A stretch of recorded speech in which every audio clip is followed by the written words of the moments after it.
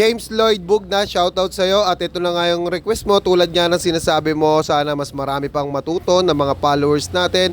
At hindi pa natin mga followers dyan, follow na rin kayo sa akin guys. Maraming salamat in advance na agad sa inyo lahat.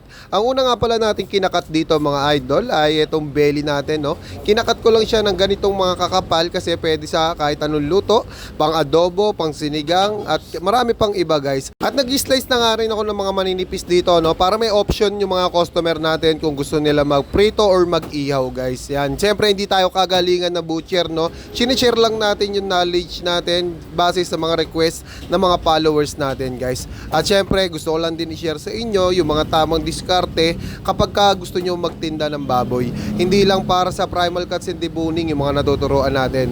Maraming tayong natutulungan. At syempre sa lahat ng mga magsisimula pa lang, malaking bagay sa kanila to.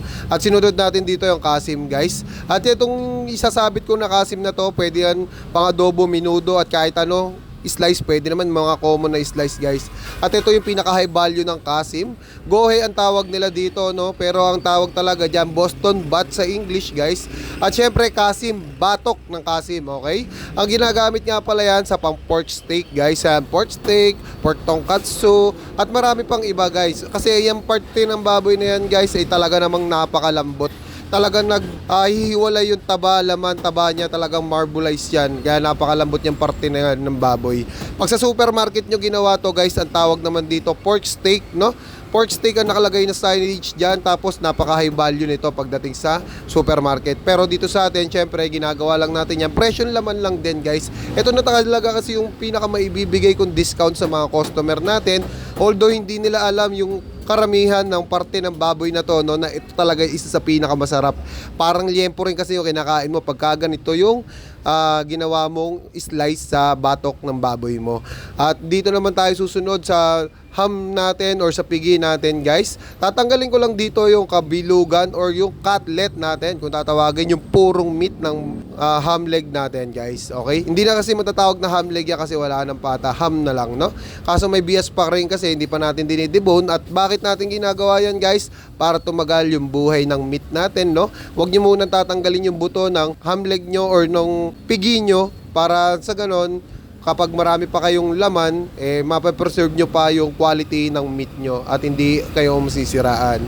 At dito nga, in-slice ko din dito yung cutlet natin or yung kabukulan kung tawagin. Ayan. Ganyan lang yung slice na ginawa ko. Pahaba lang guys, no? Tapos hindi ko rin masyadong ninipisan kasi pag nag-request naman ang customer natin kung ninipisan, kaya pa naman nating nipisan yan. Siyempre yung mga ganyang slice kasi pang kalahatang luto rin yan. Pang menudo, adobo, pang prito. Yan, lean meat nga pala yan guys. Lean meat yang part ng baboy na yan, ano? Kaya healthy yan sa mga senior, sa mga bata, yan, sa mga hindi may hilig sa taba. Kaya ganyan yung ginawa nating slice. At ang isusunod ko naman dito itong pork ribs natin. Ihihiwalay ko lang dito yung riblet natin tsaka yung pork neck. Pag napag-iwalay nyo na yan guys, ang tawag na dyan, ayan, yung hawak ko na yan, riblet na po yan. Tapos yung isa naman ay pork neck na ang tawag natin. Ayan yung mga buto-buto natin na panalo-panalo talaga yung mga customer natin kasi hindi natin sila tinipid sa laman. Talagang nilaman na natin ang gusto yan para panalong-panalo talaga sila, no? Sa mahal ng bilihin ngayon, para na naman sa ganon, hindi masayang yung pambili ng mga customer natin. Siyempre, shoutout sa lahat ng mga customer natin. Love natin lahat yan. Kita nyo naman yung pork neck natin kung gaano kalaman, talaga napakaganda. Sariwa mga lodi. At kung gusto nyo pala mag-avail ng mga paninda namin guys, siyempre ito lang yung address namin.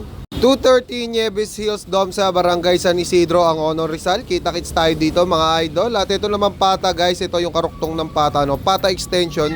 Ginagawa rin nating buto-buto to, no? Tinatanggal natin ng malaman yan. Tapos syempre ibibenta natin yan ng buto-buto lang din guys. Yan, ganyan tayo magtanggal ng pata. At syempre yung pata front natin, lalagyan din natin mamaya ng design yan. Ito muna yung pata natin, oh, napakaganda, oh, malaman na malaman. Kasi ito yung pata front, ganyan yung ginagawa nating design para mabilis talagang mabili. Ito nakuha ko lang din yung mga ganitong diskarte sa mga kapwa natin butcher sa wet market, ano, dahil hindi ka talaga ako butcher sa wet market, so galing ako sa supermarket. Kaya yung mga idea na nakikita ko sa wet market na ginagawa nila, na nakikita ko effective naman pagdating sa pagtitinda, ginagawa na rin natin. At syempre, shoutout kay Papa Toper. Yan ang nakita ko nung nagagawa nito eh. Si Papa Toper guys, yan, master natin yan. So yan, ganyan lang yung ginagawa natin, ano. Tapos sa pata hind, ganyan na rin yung gagawin natin guys. Ayan, pinarehas na lang din natin. Napaka-effective nito, promise guys, pag ginawa nyo. Talagang mabilis mapapansin yung pata nyo. Kasi makikita nila talaga agad na malaman at sariwan-sariwa yung pata nyo. Kasi kapag hindi nyo ginawa ng ganyan, wala, hindi papansinin masyado yan. Tapos dadaan-daanan lang. Pero pag ginawa nyo ng design, talagang attractive sa mga mamimili natin, no? Ayan, tapos na tayo sa pata guys. Susunod naman natin, ito na yung pork chop, no? Ganyan lang tayo mag-slice ng pork chop, no? Kumukuha lang tayo ng pang-display na pork chop. Hindi natin ini-slice lahat ng pork chop natin, guys. Siyempre, kailangan lang din natin dyan yung pang-display.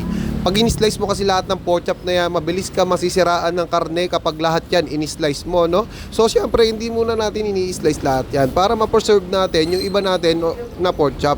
So, ang mangyayari kasi dyan, guys, kapag naubos na yung laman mo, kapag naubos na yung buto-buto mo, pwede mo i-debone yung matitira na hindi mo na-slice na parte ng pork chop, no? Pwede mong gawing baby back ribs, pwede mong gawing loin, at syempre, yung loin, maraming transformation kang pwedeng gawin sa loin, no? Hindi ko lang maipakita lahat ng transformation kasi syempre, hindi naman ganun kabili talaga at hindi naman natin sigurado kung maipapaubos natin lahat itong baboy natin ngayong araw na to. At ito yung isa sa lahat ng pigtail natin. Ini-slice lang natin dito yung sirloin chop. Yan, nag-slice tayo ng sirloin chop dito kasi napakapal yung laman dito ng pagdedebone. Kaya ginawa natin ang diskarte yan. Pag ganyan kalaman yung pigtail nyo guys, pwede nyo rin gawin yan, no? Tapos presyong pork chop lang din yan. Pero malambot kasi ang parte na yan guys. Mas malambot yan kesa sa pork chop. Yung parte na yan ng sirloin chop guys. Yan yung ginawa ko sa sirloin chop. Tapos yung matitira dyan guys, ayun naman yung magiging buto-buto natin. Ayun yung tailbone natin na buto-buto kapag in-slice natin. Ito nga, papakita ko rin sa inyo yung pag-chop natin ng tailbone natin para maging maganda yung pag-display natin sa tailbone natin. Ganyan lang yung mga ginagawa kong diskarte, no? Lalo't kulang kami ng kasama dahil day off si Rico para benta na lang ng benta yung mga kasama ko rito dahil syempre ako marami pa akong gagawin at mamimili pa ako at gagawa pa rin ako ng mga pa-order. So tapos na tayo guys, ito na yung display natin sa lahat ng mga na-slice natin. Ayan na po yung pork chop, batok ng baboy, yung liempo, at syempre, nandiyan na rin yung cutlet natin. Ayan yung cutlet natin, yung pure meat, no? At syempre, nandito naman nakalagay yung mga buto-buto natin tulad yung pata, ito yung riblet, at syempre, nasa ibabaw, ilalim niya yung neck, nandiyan na rin yung pigtail, mga pata natin na napakaganda at sariwan-sariwa. At syempre, pag may mga nag-request ng slice, meron tayo diyang kasim, pigi, lomo, tampalin, meron din pork chop at belly. Pag may mga nag-slice na mga pang-ihaw, pang-prito, may slice natin yan at may mascara din tayo guys. So kung di pa kayo nakapollow sa akin, follow nyo na rin ako at sana maraming natuto ngayong araw na to and peace out.